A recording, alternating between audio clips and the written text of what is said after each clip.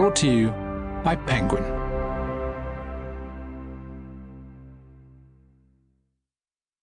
Chronicle of a Death Foretold by Gabriel García Márquez. Read by Cura. On the day they were going to kill him, Santiago Nasar got up at 5:30 in the morning to wait for the boat the bishop was coming on. He dreamed he was going through a grove of timber trees where a gentle drizzle was falling, and for an instant he was happy in his dream. But when he awoke, he felt completely spattered with bird shit. He was always dreaming about trees. Plácida Linero, his mother, told me 27 years later, recalling the details of that unpleasant Monday. The week before, he dreamed that he was alone in a tinfoil airplane and flying through the almond trees without bumping into anything, she told me. She had a well-earned reputation as an accurate interpreter of other people's dreams, provided they were told her before eating, but she hadn't noticed any ominous augury in those 2 dreams of her son's, or in the other dreams of trees he told her about on the mornings preceding his death. Nor did Santiago Nasar recognize the omen. He had slept little and poorly, without getting undressed, and he woke up with a headache and a sediment of copper stirrup on his palate, and he interpreted them as the natural havoc of the wedding revels that had gone on until after midnight.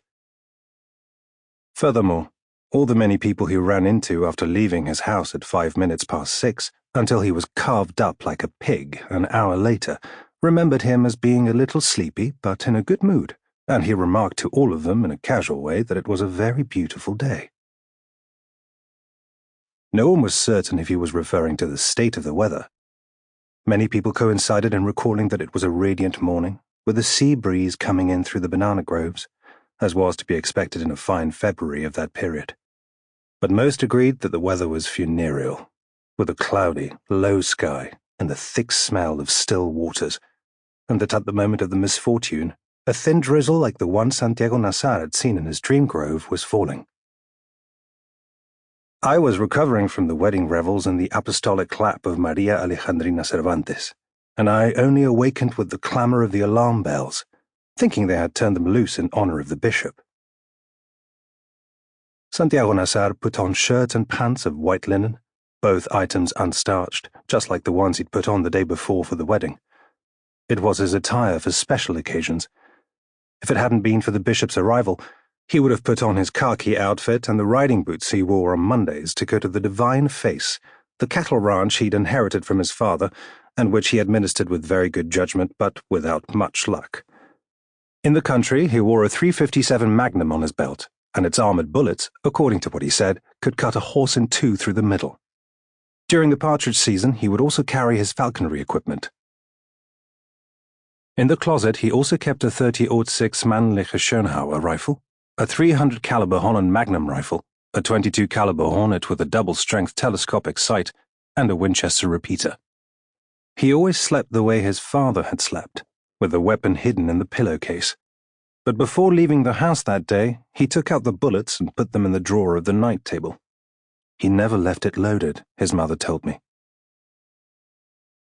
I knew that, and I also knew that he kept the guns in one place and hid the ammunition in another far removed so that nobody, not even casually, would yield to the temptation of loading them inside the house.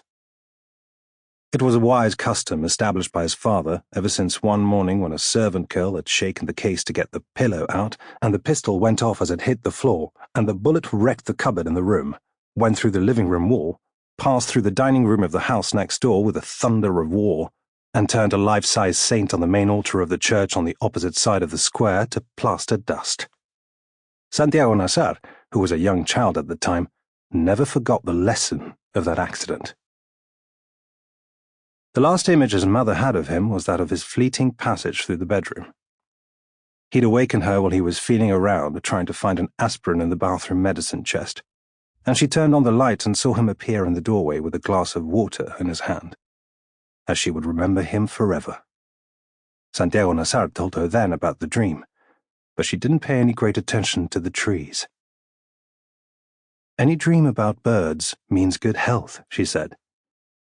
She saw him from the same hammock. Sample complete. Ready to continue?